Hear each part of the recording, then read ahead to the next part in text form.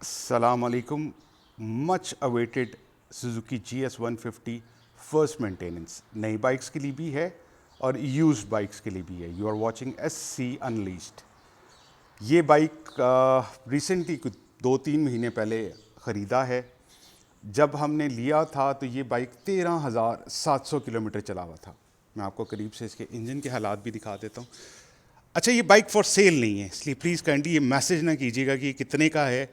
ये for sale नहीं है, बड़ी मुश्किल से हमने ढूंढा था। फर्स्ट ऑनर थे जिनसे लिया था। अभी मैं आपको इसकी रेटिंग दिखा देता हूँ। ये है 17,114 किलोमीटर।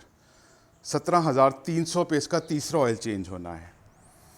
लेते साथ सबसे पहले the first thing I did, मैं Nadeem Suzuki service center Rajgarh, Nadeem साहब का बेटा है सादिक, उसके पास बाइक लेके गया। Sadiq is a gentleman. Sadiq ने ट्यून अप किया प्रॉपर इसको। सुजुकी ऑलरेडी सुजुकी मेंटेन्ड आ रहा था, तो सुजुकी जो ऑयल डालता है वही डाल रहा था। हमने उसको स्विच करके GP ऑयल पे आ गए। GP ऑयल इस वक्त 1500 की रनिंग दे रहा है, 1040 हम लोग यूज़ कर रहे हैं इसके अंदर। इसके अलावा इसका जो ब्रेक रबर हैं पिछले वाले वो ख़त्म थे। ब्रेक्स बिल्कुल ठीक थी, ब्रेक पैड्स को कोई मसला नहीं था। वो आई डोंट नो इतनी हल्की क्वालिटी के बनाने शुरू कर रहे हैं। नई बाइक्स में भी बहुत ज़्यादा इशू आ रहे हैं, GS GR दोनों के अंदर। ये वाला हमने चेंज किया एज सच। उसके अलावा मैकेनिक ने इसके अंदर कोई काम नहीं किया सफाई के अलावा, ये जनरल। उसके बाद नेक्स्ट फेज़ आता है, इसके अंदर आप क्या कुछ इंस्टॉल कर सकते हैं या क्या कुछ करना चाहिए। मेरी रिकमेंडेशन ये है कि बैटरी और टायर ये लाजमी चेंज कराएं, क्योंकि इस पर बैटरी से ज़्यादा ज़रूरी टायर हैं। क्योंकि एवरी डे ट्रैवल जिस बंदे का 10 किलोमीटर से ज़्यादा है, देखिए आपकी ज़िंदगी आपके हाथ में है। और बाइक जो है वो it's the most important thing कि उसकी रोड ग्रिप ठीक रहे। ये मैं आपको टायर दिखा देता हूँ। ये हल्क के टायर डाले हैं हमने ट्यूबलेस। Cost around 12,300। अच्छा, इसमें एक बहुत बड़ा इशू जो है वो इसकी नोज़लों का है। नोज़लें किसी सूरत भी आपने प्लास्टिक की नहीं डालनी, नोज़लें मेटल की ढूंढनी है, जो बड़ी मुश्किल से मिलती हैं अगर आपने ट्यूबलेस डलवाने हैं। और कोशिश करें, ये नॉर्मल जो है नोज़ल प्लास्टिक की वो 200 की कॉस्ट करती है। जो दूसरी है मेटल वाली वो तकरीबन 400 की कॉस्ट करती है। कोशिश करें मेटल वाली, इसमें एक अच्छी किस्म की भी आती है। अभी तक मैं नहीं ढूंढ पाया, मगर मुझे पता चला है कि रेलवे स्टेशन के बाद जो टायरों की मार्केट है, चूँकि मैं लाहौर से हूँ इसलिए आपको लाहौर का ही बताऊँगा, वहाँ से ये मिल जाते हैं। मैं जाऊँगा, अगर लेके आऊँगा आपके लिए तो मैं लाजमी आपसे शेयर करूँगा। अब आ जाते हैं इसकी एक्सेसरीज़ जो कि हमने इंस्टॉल की। चूँकि ये बाइक एक बड़ी कंजस्टेड जगह पे एवरीडे पार्क होता है, इस बाइक की everyday travelling is around 22 to 25 kilometre one way. दोनों साइड लगा लें तो 45 से 50 किलोमीटर्स अ डे। सॉरी, इसमें एक बात मेरी रह गई थी। टायरों में हवा जो है वो फ्रंट 30 और बैक 35। फ्रंट पे 2.75 18 का टायर है, पीछे 90 18 का टायर लगा हुआ है। मैं आपको दिखा सकता हूँ, ये है हल्का टायर।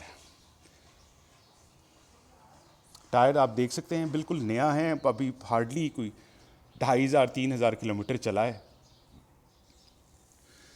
उसके अलावा फिर आ जाते हैं हम इसके फुटरेस्ट पे। ये फुटरेस्ट पहले से बाइक जिनसे लिया था उन्होंने लगा रखे हैं, इसलिए मैं आपको एग्जैक्ट कॉस्टिंग तो नहीं बता सकता, मगर मेरी नॉलेज के मुताबिक कोई 2,500 से 3,500 के दरमियान में कहीं आते हैं। ये क्रैश कार्ड पार्किंग स्पेस जिनके पास कंजस्टेड है उनके लिए बहुत ज़बरदस्त और यूनिक चीज़ है। ये आप देख सकते हैं। ये कॉस्ट करता है अराउंड 1,500 से लेके अराउंड 2,000-2,200 तक।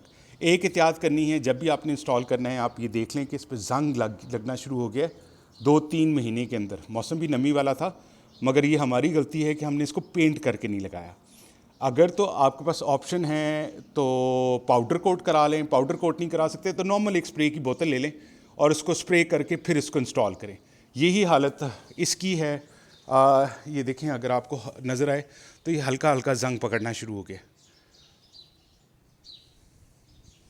ये देख रहे हैं, ये हल्की क्वालिटी की चीज़ें हैं, इस वजह से ये जंग पकड़ती हैं, ये आपको नज़र आएगा। इसलिए ज़रूरी है कि इसको पेंट मार के लगाएं। अगर तो आप इसको पाउडर कोट करा लेंगे तो 1-1.5 साल आराम से निकल जाएगा। नॉर्मल पेंट भी कराएंगे 6 महीने निकल जाएंगे।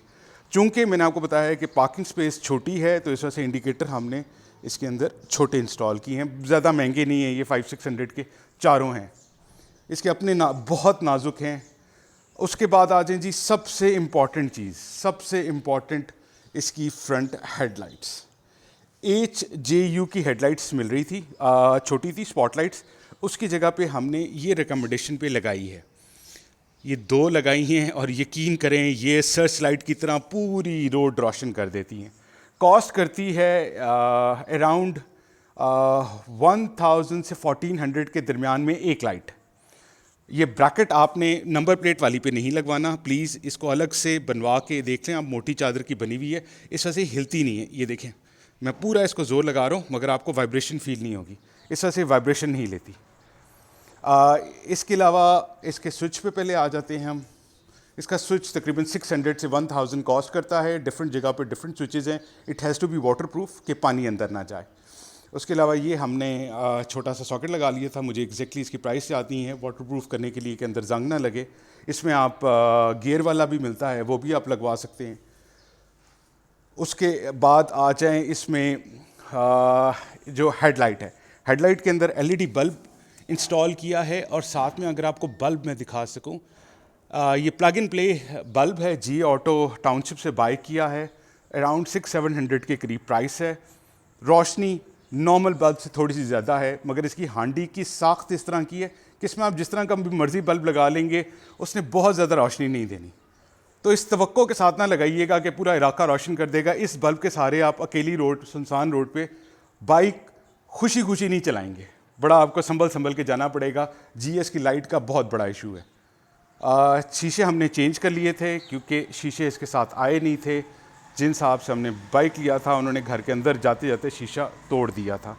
ये जोड़ी क्रोम की इसके साथ सूट करती है।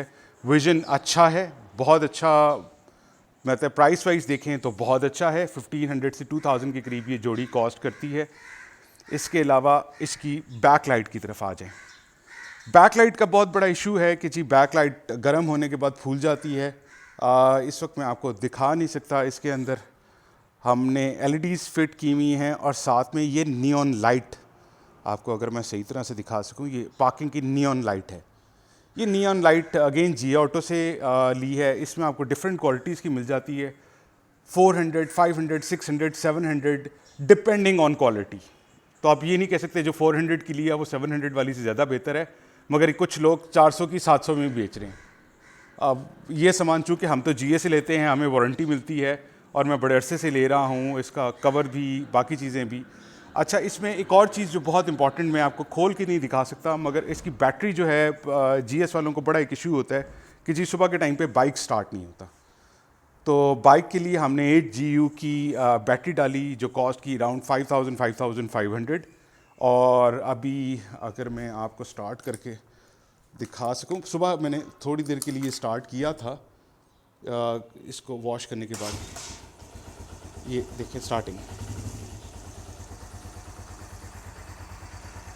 आपको साउंड इसका आ रहा होगा। हाफ सेल्फ, बिल्कुल सेल्फ की तरफ इशारा करना है, ये नई बैटरी का कमाल है। उसके अलावा हमने इसकी मीटर की बल्ब भी इसके चेंज कर लिए हैं।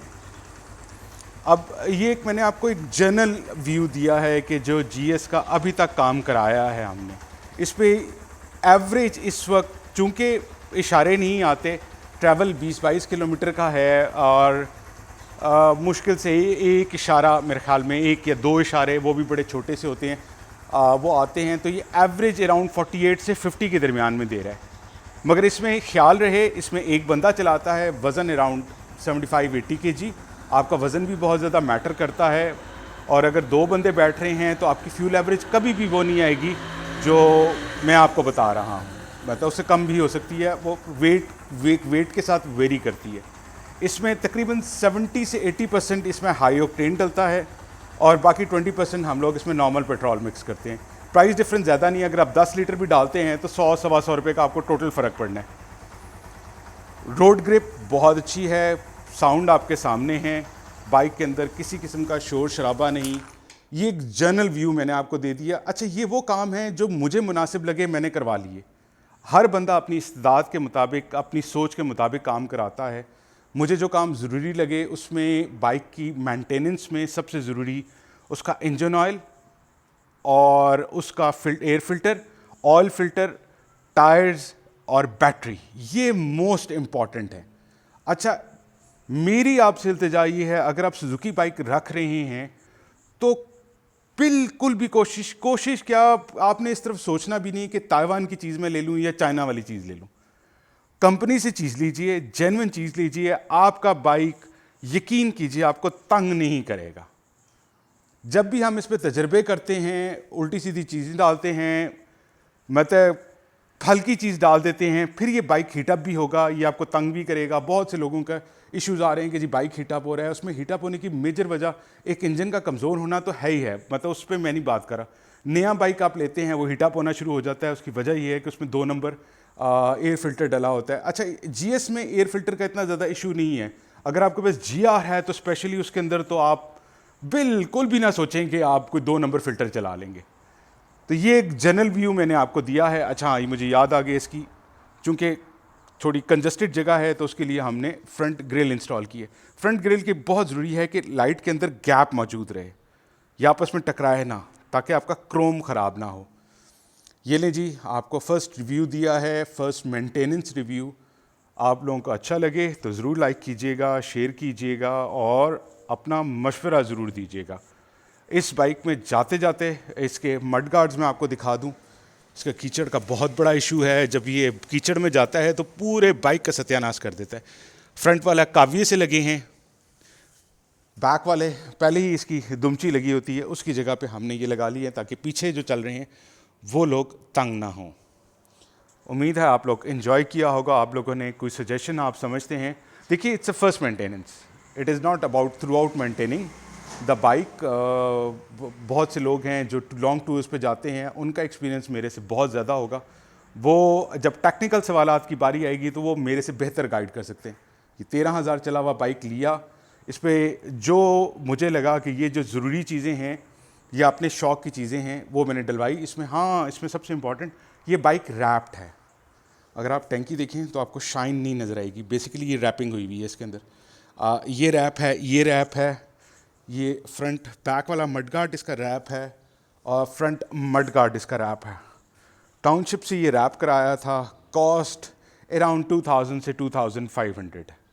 ये नंबर प्लेट, अगर आप इधर लाइट्स लगा लेते हैं तो इधर नंबर प्लेट की इतनी सी पतरी है। मुझसे तो 500 रुपये डेंटर ने लिया, मुझे नहीं पता वो कम है या ज़्यादा है। चूँकि इसकी नंबर प्लेट्स आई नहीं है इसलिए अभी तक लगाई नहीं। नंबर प्लेट इसकी प्रिंटिंग सुनने में हो रहा है कि हो रही हैं 22 मॉडल की, तो इंशाल्लाह जब वो आएंगी तो उसको लाजमी इंस्टॉल कराइए, क्योंकि ये कानूनी तौर पे जुर्म है आगे नंबर प्लेट ना होना। पिछली नंबर प्लेट मैंने छुपाई हुई है मगर लाहौर नंबर है और बाइक की कंडीशन आपके सामने है। सी यू, अपना ख्याल रखिएगा और ज़रूर बताइएगा आपको ये वीलॉग कैसा लगा। Thank you very much and अस्सलाम वालेकुम।